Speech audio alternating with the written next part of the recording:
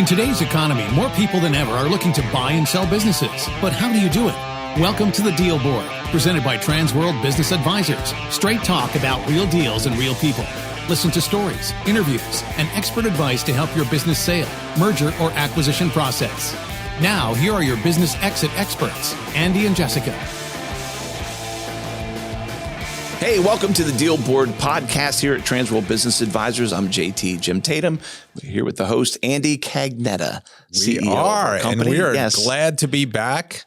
And we were talking last time about buying businesses. Yes. And it's a hot topic and whether or not it's a great time or bad time to buy a business.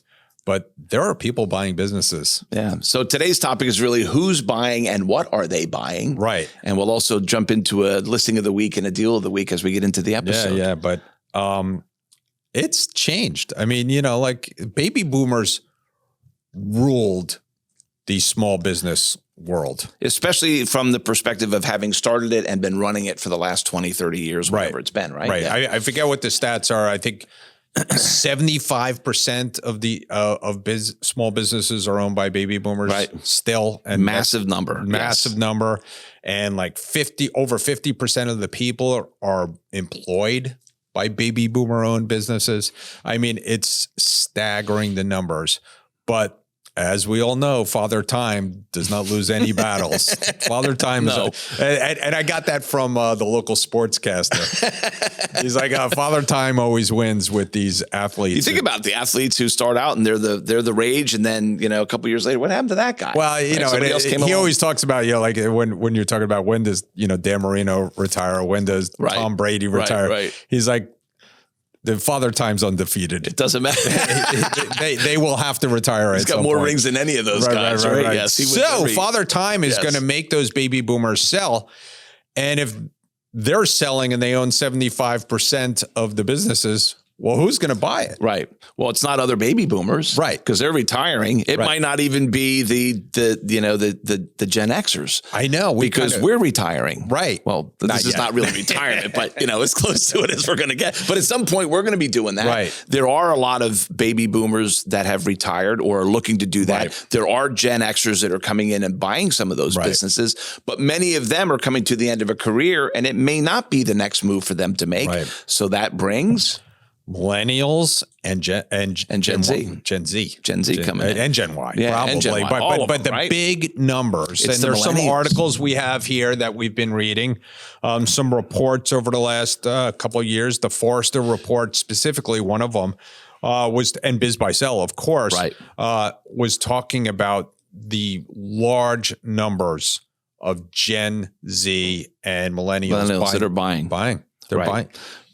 So they keep saying 10,000 baby boomers retire every day. Right. And if some of those are coming out of the workforce, that's one group. But the other group are the people who are selling at a fast pace. Right. And you've got most of these millennials that are coming in and they're saying, look, I don't want to go down that path. I want to be my own owner now. Right. And so they're coming into the market fast and furious and saying, what can I acquire?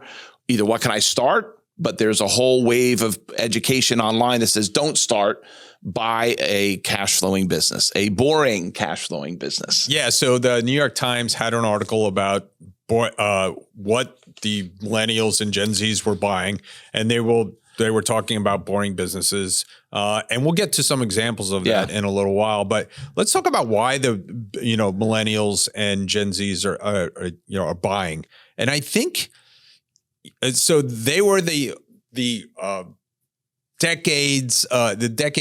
generation of, we're going to have experiences. We're not going to have a lot of ties to anything. We're going to float around the world and be influencers. We're not going to be tied to one job. We're going to have flexible hours, remote work, all that kind of stuff. Yes. Guess what happens? Those people grow up. Right. They want to have kids.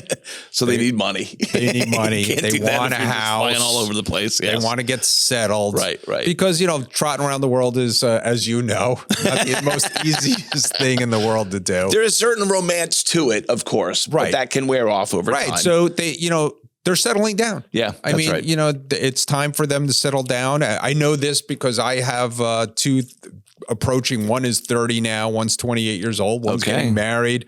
One's looking, they're looking to have kids and they're looking to have a house, and both of them are getting involved in business. Right. And one of them's even looking to buy a business. So they're one of these kids, and I call them kids because they're that next generation. That next generation wants to buy, and they've been through the process of looking at businesses, and they are disenfranchised. A lot of them with the corporate world. Yeah. Well, you were talking about the cycle of it, father time, et cetera, and you're certainly right there. And so they go through all that time of experience, and I'm free, and I could do whatever I want. I don't have to, no commitment, don't have to lay down until those things start happening in their life. Right. And you can just go and do all those things until you have your spouse. Right. Or until you start thinking about raising children. And now you need some stability. I remember when my son Eli was in university and he was like, I don't need anything, Dad. He had a pair of tan Dickie cargo shorts and white t-shirts. That's all the kid ever wore. And I said, someday you're going to actually need your, bed on a, not on the floor. No, I'm a minimalist now. Well, that's fine. But now he has 4 children and he drives a 15-passenger van. Okay. I go, well, what happened to minimalism at that point? Because my circumstances have changed and I need to be able to now provide for a family of 6. Right. And they are making big purchases. So this young generation, supposedly, according to the Forrester Buyers Survey of last year, 2/3 of buyers involved in large and complex transactions valued over $1 million are millennials and Gen Zs. Right. So that's not only businesses, but anything over $1 million. And houses are certainly $1 million these days, a lot of them. Sure. And so the other funny, I didn't even include it in this, the largest block of purchasers of Ferraris are under 40 years old. No kidding? Wow. Under 40. So how are they affording that? They're buying businesses that make good cash flow. Right. Okay. They're buying businesses that, so there's a lot of things that we're seeing out there in the world. And we talked the last episode about boomers and the number of boomers and how many boomers are coming out. So we really think that this is an opportunity for the Gen Zs and the millennials to buy businesses. But they're going after the boring ones. It's not, I have to come up with a new idea like Uber or, Airbnb, although there's some legitimacy there in being able to get into those spaces, but they're buying the manufacturing companies. They're buying service-oriented businesses. They're buying things that they're not something that you maybe were standing with your friends in the schoolyard when you were a little kid saying, what do you want to be when you grow up? Oh, I want to run an HVAC company. When your friends wanted to aspire to be astronauts and police officers, that's probably not what you said. But those are businesses that are they're continual. They're not trendy. They're not going away. They're good cash flow businesses. And that's what people are looking for. Because everybody's talking about AI or blockchain, I was supposed to be out of business by blockchain 10 years ago. It hasn't happened yet. So they are, the Gen Zers and Gen Y, here's some statistics that they found on Biz Buy Sell. They found that people who leaving the corporate world, and a lot of these Gen Zs and millennials are leaving the corporate world, the 9 to 5 people looking to buy a business has surged by 42%.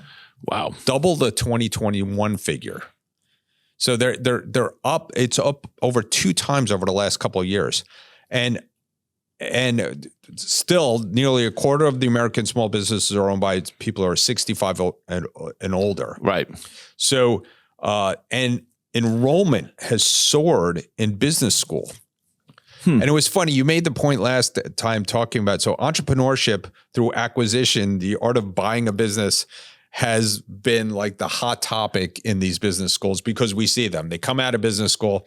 Don't send us another letter saying that you're an individual buyer and you're looking for a business owner that is willing to sell to you with no money down. No money down. He's going to completely finance the business from his profits. All you business school professors, please stop teaching that. Yes, please. Because it's not going to work. But they can come out and buy lots of good businesses. And if they're established businesses, and we've talked about this before, they could be pre-approved by the SBA. Right. There's great opportunities out there. And there could be seller financing, a component of it, but probably not 100%. Always, yeah. And people are realizing that, at Bob House, our friend at Biz Buy Sell, that a business is a much less risky proposition than starting a new business and maybe even getting a job. Yeah. Because, we see what's happening in corporate America when times change and, all of a sudden AI comes in or, different things come in and things are moving onshore, they're moving offshore, they're moving back onshore. Right. These jobs are in flux. But I think one of the things also that the schools are doing a good job of is equipping those millennials and Gen Z to come in and say, what can I bring from a tech side, from a business side that I can buy an existing business? Because those baby boomers that are selling, Andy, they've been doing it the same way for all this time. Right. And it's proven and they're making money at it and they're doing well. But that next generation's coming in and going, I can scale that. I can bring technology. I could bring AI in. I can bring a POS system in here. I can do some things that are going to make this business even better than what it is now. What I'm buying is the foundation, and I'm going to grow that foundation using some of the things that I've learned now. Yeah, and I think that's what the article actually was talking about, that some of these baby boomers and some of these Gen Z and millennials are thinking beyond the economic value of the immediate what's going on today. They're thinking opportunistic. They're thinking opportunistically and looking at, hey, what can I do to change the way this business sells, to change the way customers can buy? I mean, they want a seamless experience when buying and selling a business. And we realize that, all you Gen Zers, millennials out there, we are trying to make it much more seamless to buy a business. Right. And, if by the way, if you want to join Transworld, we are going to make it seamless. And trying to create your own system for buying and selling a business is very difficult these days. Right. So what we're doing is making it more seamless for you to come in, buy a business. And that's what you could do when you go buy a business. Yeah. Well, I think part of that too is that the buyer, many of those in the Gen Z and the millennial, they like this, the instant gratification. They want the buying experience to be easy, as you said, seamless. Okay. And oftentimes they're disenchanted with whatever buying experience, whatever they're buying happens to be. That's where the Carvanas of the world come in, because why do I got to go and deal with the guy who's smoking the cigarette in the parking lot and says, how can I help you? And he's going to run me through the whole process of, I don't want to deal with that. I just want to find the car online and buy it. Okay. Yeah. So that mentality comes into looking to buy the business. But here's the difference. When you're buying a business, you're buying the relationships, and the transaction that is taking place is still a transaction happening between two people, and you need that seller to help you during the transition. Right. So it can't just be, yes, I see the numbers, I like it, I put an offer in, he accepts it, we never meet, he's not going to have to help me in training and transition when I take over the business. That's not going to be the case. Right. So you got to start going into it with, there needs to be relational capacity here between me as a buyer and the person I'm looking to buy the business We're from. seeing that. We're seeing the new generation, the younger generation, getting much more personable out there. It's funny. I watch my own daughters. We watch the interns that we've had over the last few years, and they're starting to get it. And they're starting to teach us, talk about something that the schools are doing a good job of now, is trying to get the kids away from the screen, and you were talking about a young man last time that, wound up, his father wanted to buy him a pooper scooper business. But get out of the basement. They realize they have to get out of the basement. You got to interact with people, and not just this way, interact like face to face, have a conversation, shake their hand. Yeah, in fact, many businesses, there are businesses that get sold sight unseen, kind of like when people were buying real estate that way. Most businesses you don't buy that way. No. You want to go there, you want to see it. You're typically doing that after hours. The days of, but the buyer calls and say, well, just send me the address. I'm going to go drive by. I'm going to walk in and go see it. No, you're not. The business is being sold confidentially. The employees don't know. The customers don't know. You can't put that seller at risk because you just want to go in and see it for yourself. It needs to be structured. Yeah, it's so funny because I had these two buyers from Pittsburgh actually looking to buy this business here in South Florida. And I told them, I said, sellers are hard nosed. They don't want to sell to just anybody. Right. You guys got to get me a resume. And they said, our resumes are not going to look good on paper. We're going to fly down. We want to fly down. And I'm like, you know what? I should have thought of that, right? I should have thought of that. It's so funny because one of my agents is handling the deal, but I know the seller for years. So I agreed to attend the first meeting. And for some reason, I forget, I was 5 minutes late. By the time I got in the meeting, it was like these 3 people, and including my agent 4, they were having old home week. Really? I mean, they were getting along, and JT knows this, and this is another thing for buyers out there, millennials and Gen Zs, if you're listening, get to know the seller. Right. Because when JT and I are done with a meeting and we walk out of that room and the seller looks at us and says, I want to sell to those people. Right. You're going to get a much better deal. Right. It's funny because oftentimes the buyer comes in and the buyer's looking at it like, I need to be impressed. I need to be sold on this opportunity. Right. And there is truth to that. It's got to be a good fit for you as the buyer. Right. Okay. The other side is this guy's been running this business for 30 years. It's like seeing his kid get married. Right. And he's not going to hand off his daughter to any schmo that just walks in the door. Right. You need to come and be willing to impress him that you're the right person to take over this legacy. And these guys were prepared. They had questions. Right. They had their backgrounds. They had their similar experiences. They had things to talk about. And, I actually tipped them off. I said, hey, the seller really likes sports. And they came in with all their sports stories. Okay. And well, they did it the right way. They just hit it the right way. But that's, we see Gen Zers and millennials being much more participatory in the buying decisions. In the process. Yes. So that's good. Yes. That's a good job out there, folks. I mean, you want to do that. And they're more willing, I think, than some, and I don't want to say Gen Xers and I don't want to throw some shade on us.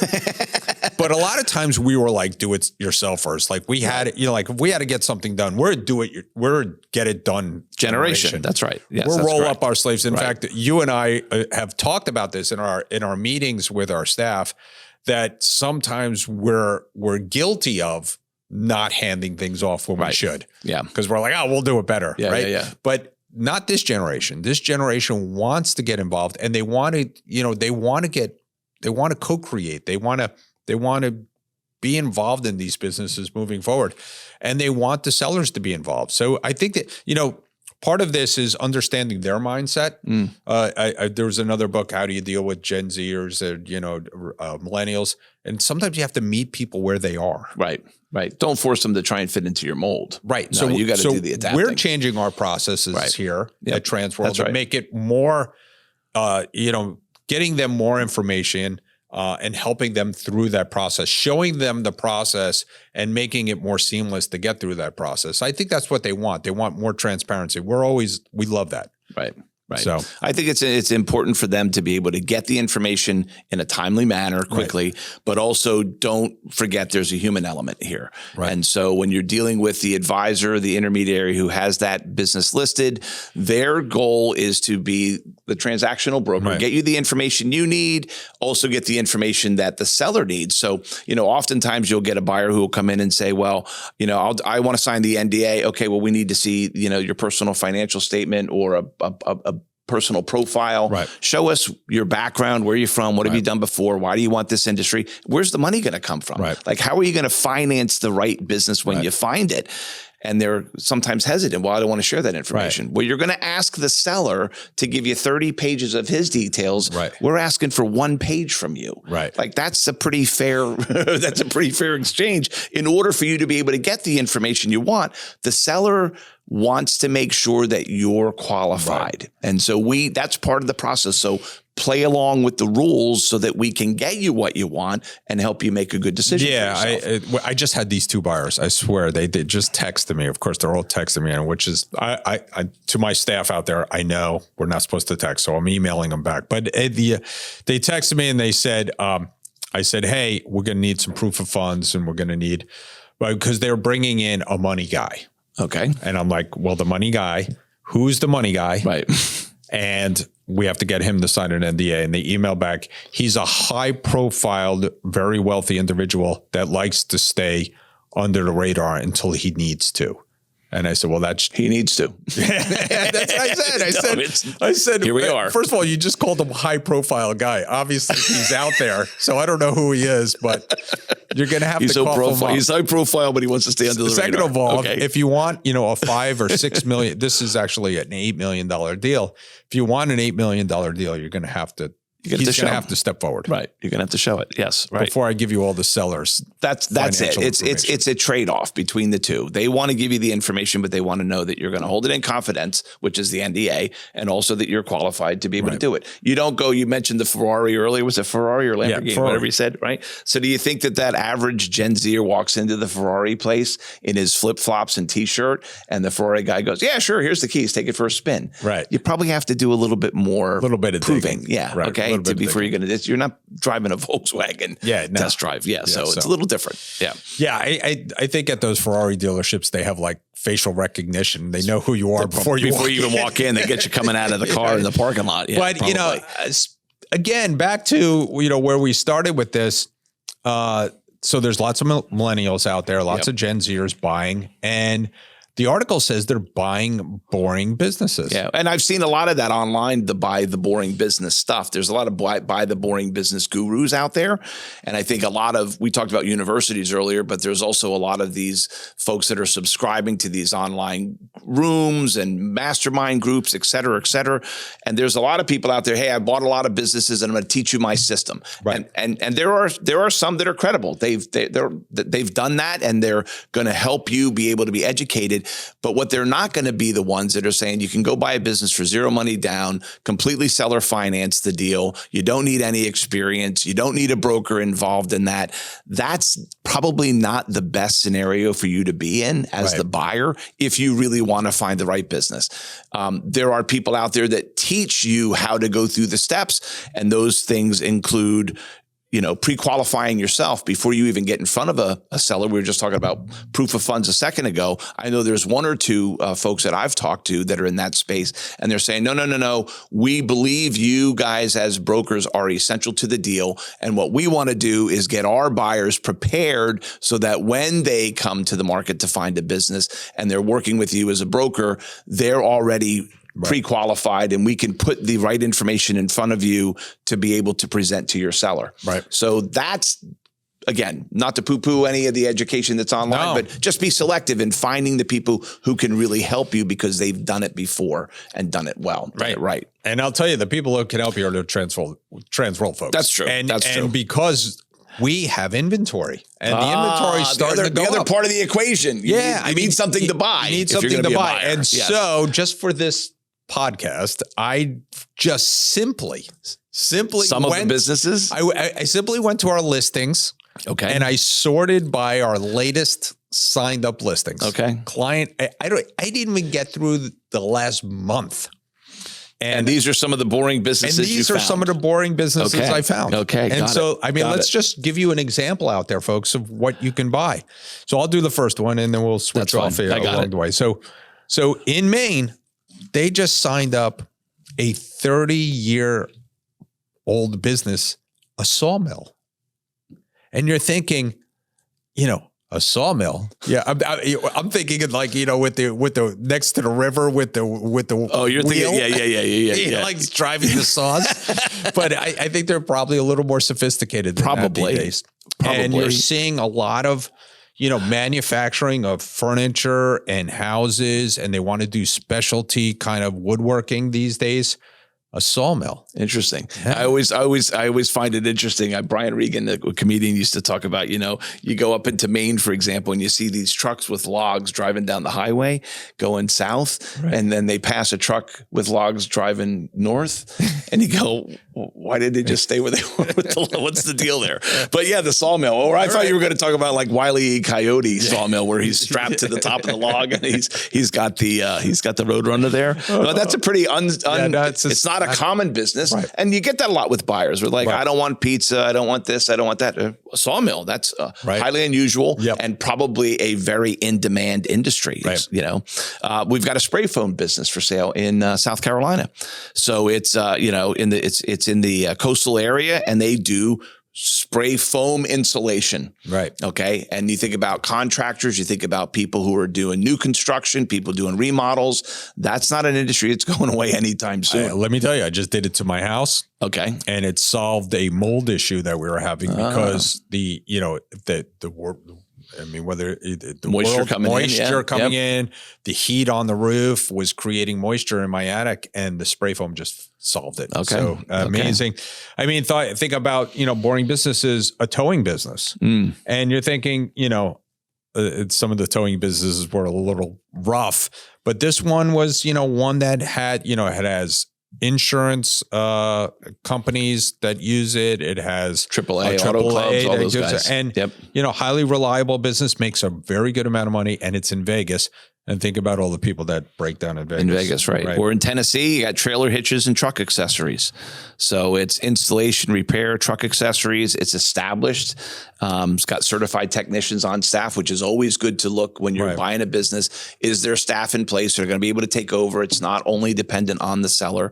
And that is trailer hitches and truck accessories. And here in Florida, we have a packaging industry business. You're thinking like all the things that go into paper and packaging distribution. And you think about the distribution businesses, think about Amazon, think about all these companies that are now shipping things and all the boxes that need that and all the packing supplies. This company does it. It's been around since 1994. 1994. It's good. That's crazy. Yeah. And medical supply business, that's in Rhode Island, very well established for 82 years in business, 39 years in the same location. That's crazy. And there's $300,000 of inventory included in that, again, with staff in place. And Are people getting older? People are getting older. Are they going to need some medical supplies? People get injured all the time. Medical supplies aren't going away. So that's another one of those. Another great little boring business. And then we have a 63-year-old commercial and residential waste business in Colorado. Wow. 63. I mean, I love this. I grew up. I grew up in the Northeast too, and so did you. But down here in Florida, I always say they invented air conditioning in like 1970. So the businesses are about 50 years old. Right. But up north and other places in the country, these businesses are 60 years old, 80 years old. I love that, and those track records are going away. 500 local loyal customers to this residential waste and recycling business. And $350,000 of equipment included in that sale, right? And if it's 63 years in business, that means it's 2 generations. Yeah. Because the guy who owns it, even if he is a baby boomer, he didn't start it when he was 5. So he took it over. I love the boring businesses. My brother and sister-in-law, we bought a finish business for furniture finishing. Furniture finishing. Okay. Yeah. So, think of shellac, think of outdoor coatings. And we bought it from this company in Vermont, and it was in business since 1960 something. And it's called Sutherland Wells out there. Any woodworkers out there, anybody redoing your floors. And it's a great business. We wound up adding on to it too. There was another product that was going out of business. They called them up and said, "Hey, do you want this product?" And we've been in business. It was a window sealing paste. Good fit for what you were doing. Yeah, sure. So there's tons of boring businesses out there that you can buy. And a lot of times with those type businesses, 63 years, 50 years, what we've heard is they may have thought, I'm going to pass this down to Junior or Rosie, and Junior or Rosie go, "No, Dad, we don't want that." And so they don't have a succession plan in place, and they're anxious to find the right person who can take over the legacy. Right. And as we talked about earlier, established business, it's already there, but there might be some efficiencies that you can bring because you're a buyer and you've got some ideas on scalability, tools that you can put in place to make it more efficient. I just read an article yesterday about someone who had bought a business, and when they bought it, one of the first things they needed to do was expand. They put some technology in place. They got more demand and they weren't able to meet the demand. So he actually expanded the space that he was in. There was a portion of the building was not covered and it was open. He closed it in, added 40% more floor space and tripled his capacity. Wow. Yeah. And bought an existing business and just blew it up. Yeah. And that's what's out there. You know, my brother bought they and my sister-in-law, she's doing a great job of being president of that company. And she bought that new website and boom, all of a sudden they had capacity issues because they had to buy a new machine. They had to hire some employees. Great problem to have. Yeah. Great problem to have, you know, and they got with there's lots of resources out there too. I mean, they got with the Rhode Island small business community and women-owned businesses, and they got a bunch of resources, but there's tons of great businesses out there. We're here at Transworld to help you. I mean, just give us a call. Yeah. So that's the boring businesses. Who's buying businesses? What type of businesses are they buying? You're hearing a lot more of that next generation of Gen Z, millennials coming in, looking for the right opportunity, don't want to work for someone else. They want to be their own boss. If that's you, contact the folks at Transworld and, let them go to work for you. And stay tuned. We got a listing of the week. And a deal of the week. We'll get it to you. So until next time. Yeah. Thanks for being here. You bet. Thanks, Andy. Hey, Jessica, you know what time it is? Money time? Almost. It's time for listing of the week. Hi, my name is Taylor Bombardiere. I'm a business broker here with Transworld Colorado, and I wanted to hop on and highlight one of the listings that we have for sale here real quick. This business is a specialty retail business with two divisions. One of the divisions focuses on fine jewelry, while the other focuses on antique and premium firearms. This business is located just 30 to 40 miles outside of downtown Denver. It makes $357,000 of SDE or cash flow, and we're listing this business for $1.2 million for the business. The real estate is also available for sale for $1.8 million. This business is an exclusive provider of both high-end jewelry as well as collectible firearms with little to no direct competition within a 10-mile radius of the entire business. Located on a high traffic location, just 20 to 30 minutes outside of downtown Denver. It enjoys really strong community support and has a reputation for excellence, both in the community and in the industries that it works in. So if this is something that you might be interested in, I would be more than happy to have a conversation with you about it, get you some more information on it. Feel free to reach out to me. My cell phone number is 303-519-7578, or you can email me at taylorb@tworld.com. Thanks. Hey, Andy, do you know what time it is? It's time for our deal of the week. Deal of the week. Sold.